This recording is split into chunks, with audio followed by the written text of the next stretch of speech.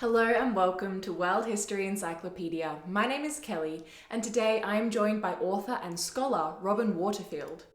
Robin has translated numerous Greek works, including Plato's Symposium and Republic, and has published books such as Creators, Conquerors and Citizens, A History of Ancient Greece, and Taken at the Flood, The Roman Conquest of Greece. Today, however, we're going to be chatting with Robin all about his new book, Plato of Athens, A Life in Philosophy, published by Oxford University Press.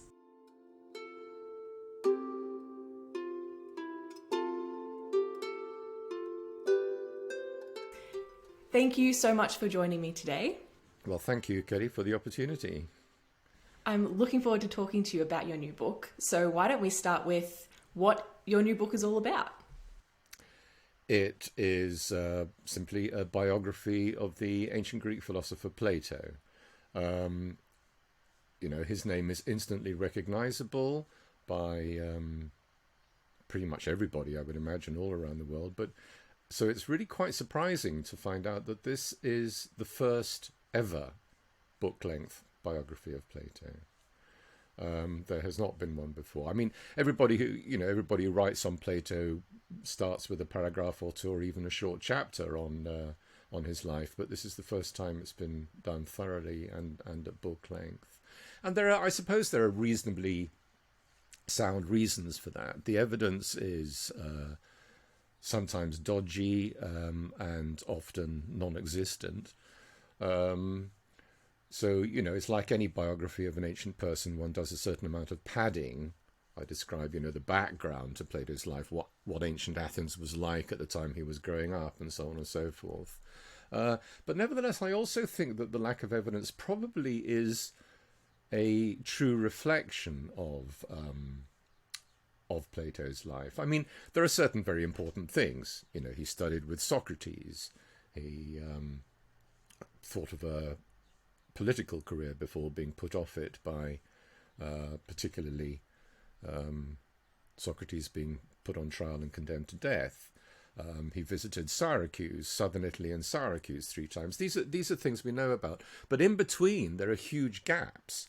And as I was saying, I think this is probably a true reflection of Plato's life, in the sense that I think for much of his life, he didn't do much. He was a scholar. He was teaching and he was writing.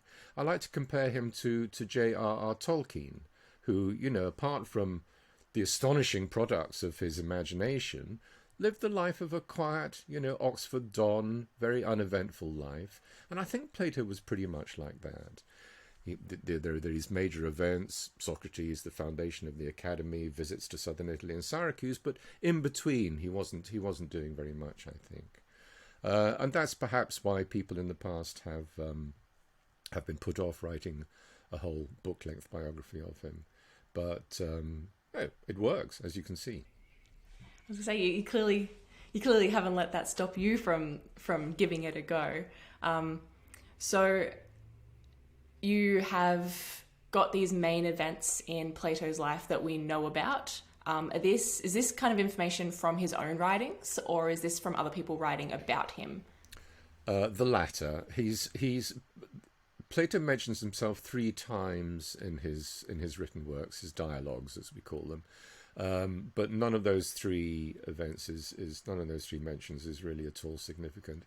And then you've got to take into consideration also the kind of writer that Plato was. He wrote like a playwright.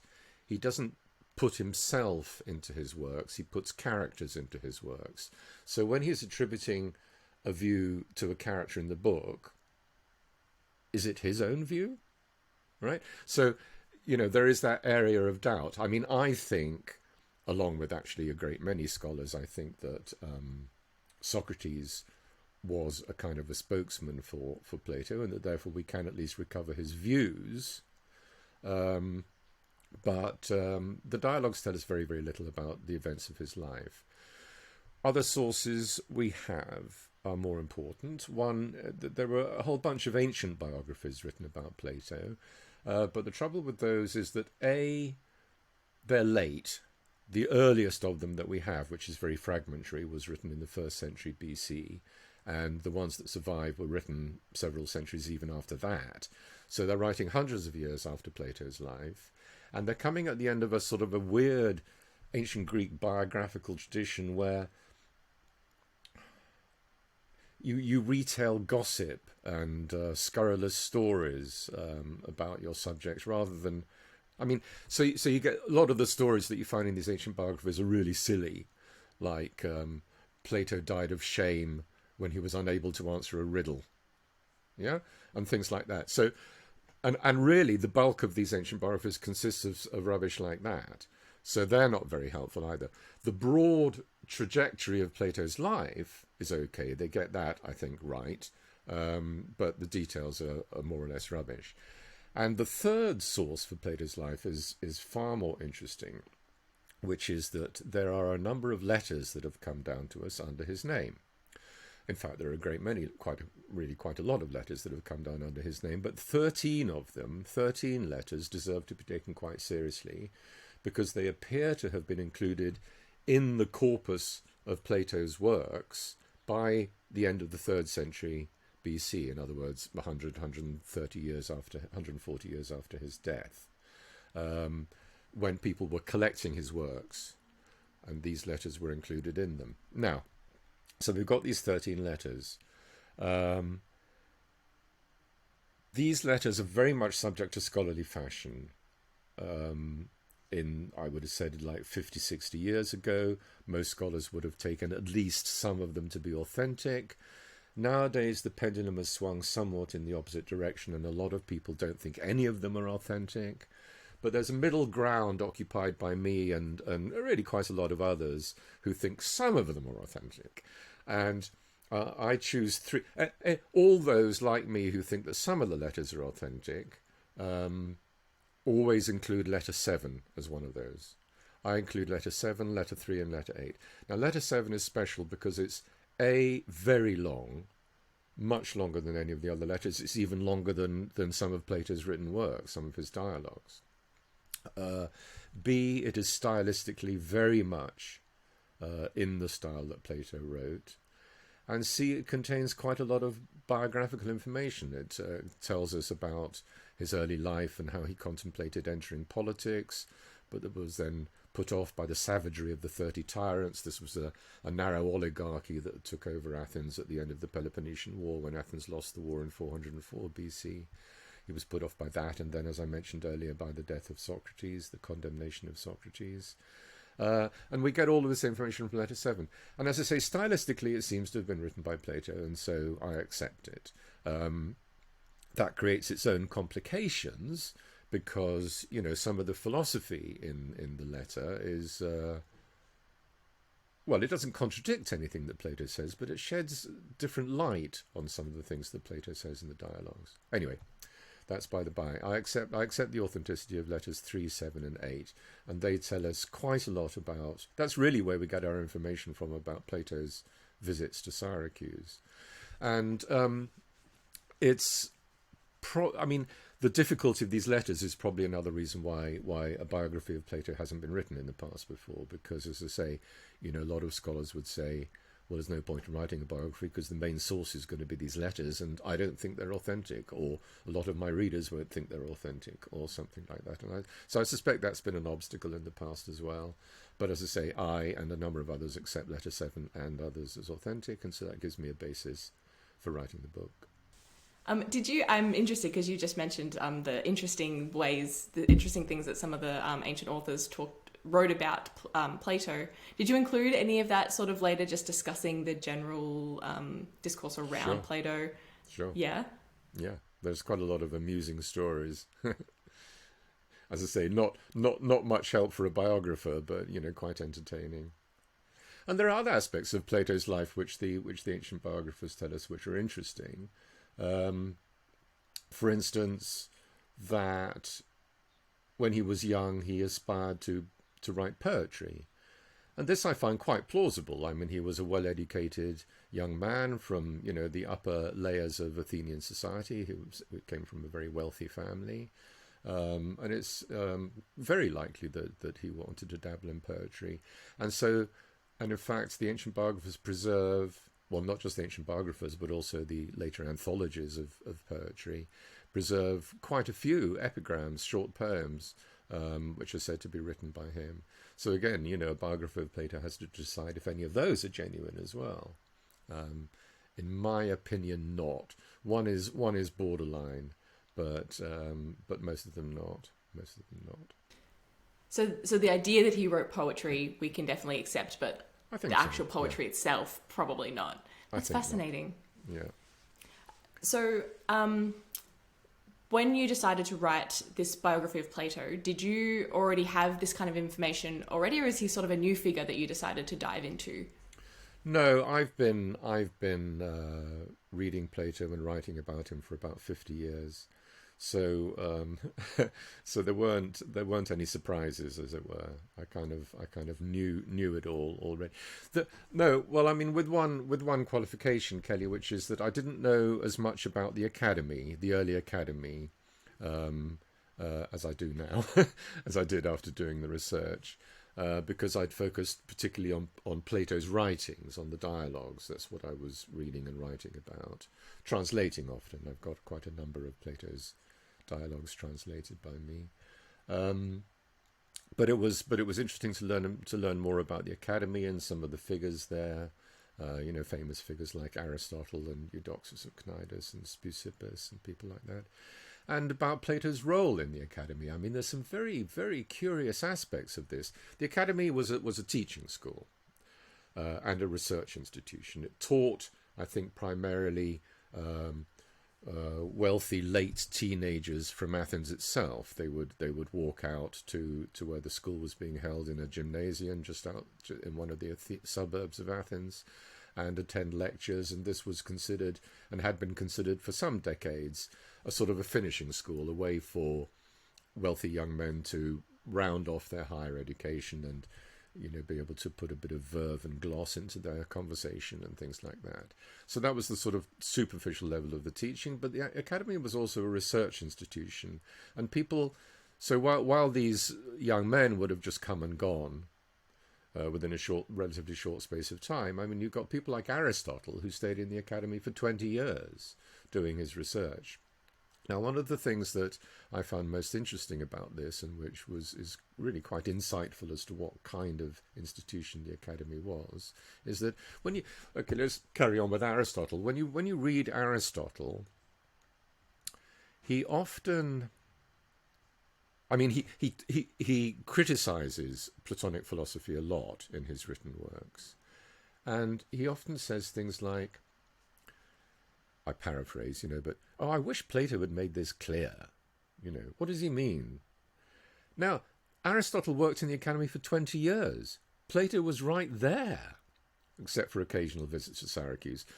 Aristotle could have gone to Plato and said, what do you mean?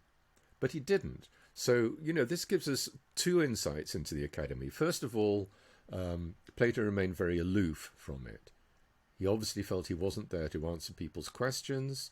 He let the senior researchers, Aristotle, Eudoxus, etc., get on with what they wanted to do.